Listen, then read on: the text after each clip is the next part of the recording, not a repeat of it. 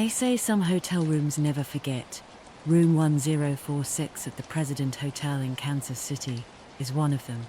In January 1935, a man checked in with no luggage, no ID, just a comb, a toothbrush, and a secret. Within 48 hours, he was dead. And what investigators found inside that room still haunts the archives of unsolved cases. This is not fiction. This is a real story, and it's one of the strangest mysteries in American history.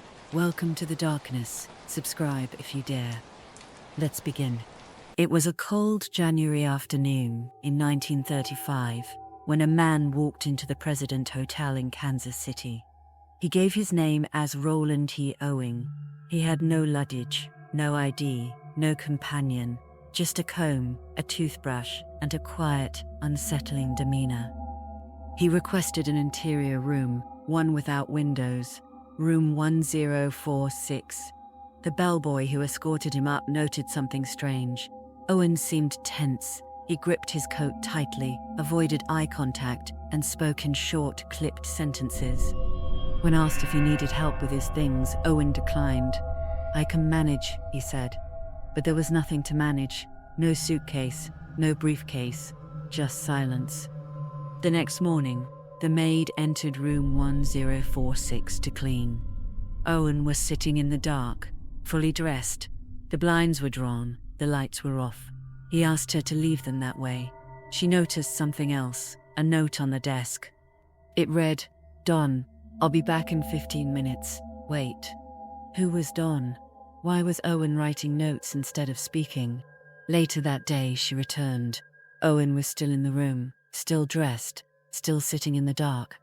But this time, she heard voices. Two men. One was Owen, the other, unknown. Their conversation was muffled, but the tone was tense, like something was about to break. That evening, the hotel switchboard operator reported strange activity. Room 1046 received multiple calls. Short, abrupt. One call lasted only seconds. A voice said, "Don, I know what you did." Then silence. Another guest reported hearing loud thuds from room 1046. Furniture scraping. A crash. Then nothing. The next morning, the maid tried to enter the room. The door was locked. She knocked. A voice inside said, "Come in." But the door remained locked. She knocked again. The voice repeated, "Turn on the lights." She called the front desk. Something wasn't right. When hotel staff finally entered room 1046, they found a scene straight out of a nightmare. Owen was lying on the floor, naked, covered in blood. His wrists were bound with cord, his ankles tied. He had been stabbed multiple times in the chest.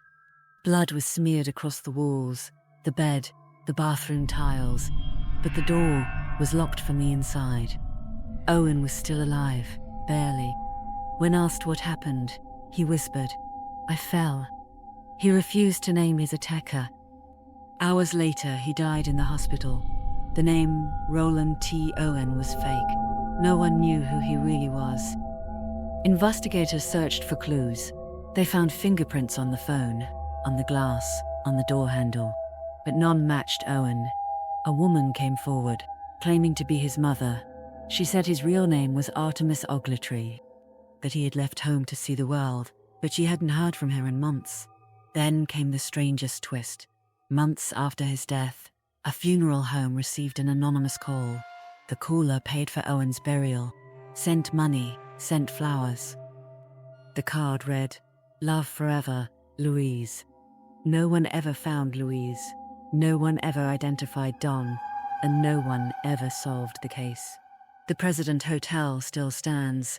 Room 1046 has been renovated, repainted, renumbered, but guests still report strange occurrences. Lights flickering, cold drafts, whispers in the night. Some say Owen never left. That his story is still unfolding, and if you ever stay in room 1046, don't turn off the lights. The case of room 1046 has baffled investigators for nearly a century, But there are clues, fragments of truth, that still raise questions. One theory suggests Owen was part of a secret society, that Don was not a person, but a codename. Another theory points to organized crime. Owen may have been on the run, or worse, sent to room 1046 for punishment. The bindings on his wrists and ankles were precise, not improvised, almost ritualistic. And the note left behind, Don, I'll be back in 15 minutes. Wait, it reads like a warning, or a trap. Some believe the anonymous funeral payment came from someone close to the killer, a woman named Louise, but no one ever found her. The fingerprints in the room didn't match Owen, and yet, no one else was ever charged.